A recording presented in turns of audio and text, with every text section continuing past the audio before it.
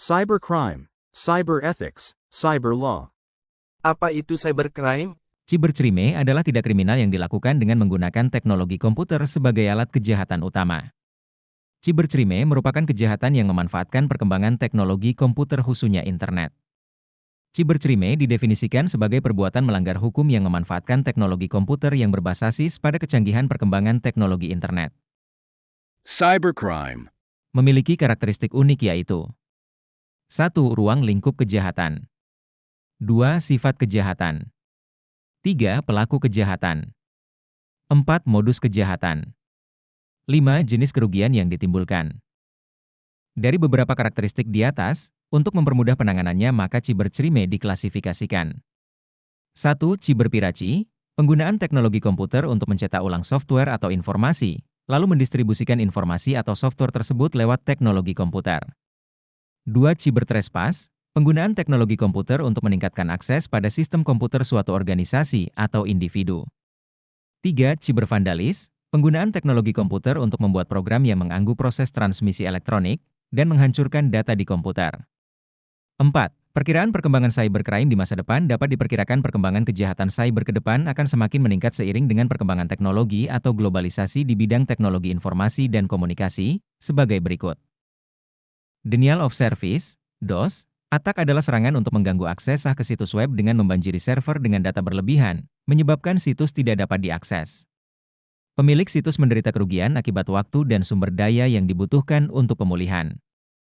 Hate sites, situs yang digunakan oleh ekstremis untuk menyebarkan kebencian, diskriminasi, atau propaganda negatif terhadap kelompok atau individu tertentu, seringkali terkait dengan isu rasial atau politik.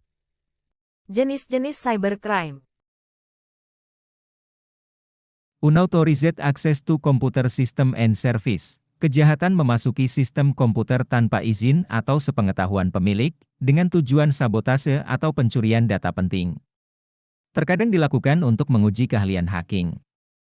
Illegal contents, kejahatan menyebarkan informasi yang salah, tidak etis, atau ilegal, seperti berita bohong, pornografi, atau propaganda yang dapat merusak ketertiban umum.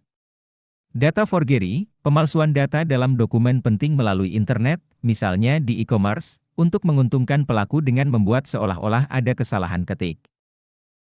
Cyber espionage, kejahatan yang memanfaatkan internet untuk melakukan mata-mata dengan mengakses sistem jaringan komputer pihak lain, biasanya ditujukan pada pesaing bisnis untuk mencuri dokumen atau data penting. Cyber sabotage and extortion, kejahatan yang melibatkan gangguan atau perusakan data, program, atau sistem komputer dengan menyusupkan virus, logic bomb, atau program berbahaya.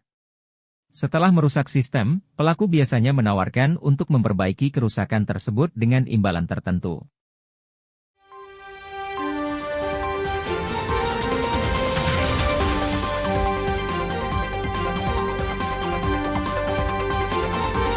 Pada September 2022, Kementerian Komunikasi dan Informatika Indonesia, Kominfo, menjadi sorotan setelah terjadi insiden kebocoran data yang cukup serius.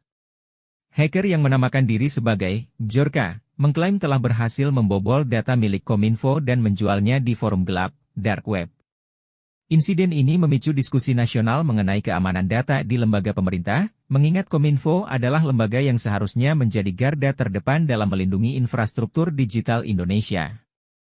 Pada September 2022, hacker bernama Bjorka mengklaim telah mencuri data sensitif dari Kominfo, termasuk identitas pegawai dan dokumen internal. Ia membocorkan sebagian data untuk menunjukkan keasliannya dan menawarkan data tersebut untuk dijual.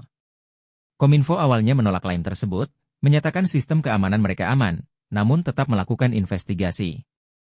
Insiden ini semakin mencuat karena terjadi setelah beberapa kebocoran data besar lainnya di Indonesia, termasuk dari BPJS Kesehatan dan PLN.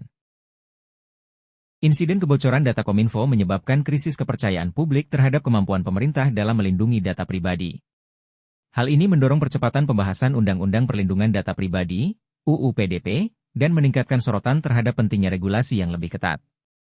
Selain itu, Indonesia juga menghadapi tekanan internasional untuk memperkuat kebijakan perlindungan data di era digital. Setelah insiden kebocoran data, Kominfo melakukan audit keamanan dan melibatkan ahli siber untuk mengidentifikasi kelemahan. Pemerintah juga memperkuat infrastruktur keamanan siber dengan pembaruan sistem, proteksi firewall, dan pelatihan staf. Selain itu, Badan Siber dan Sandi Negara, BSSN, diperkuat untuk lebih aktif melindungi keamanan informasi. Kasus pembobolan data di Kominfo adalah peringatan besar bagi pemerintah Indonesia tentang pentingnya keamanan data dalam era digital. Insiden ini menunjukkan bahwa bahkan lembaga yang bertanggung jawab atas regulasi teknologi informasi dapat menjadi target serangan siber. Oleh karena itu, peningkatan keamanan sistem dan implementasi regulasi yang ketat, seperti UPDP, menjadi sangat penting untuk menjaga kepercayaan publik dan melindungi data sensitif di masa depan.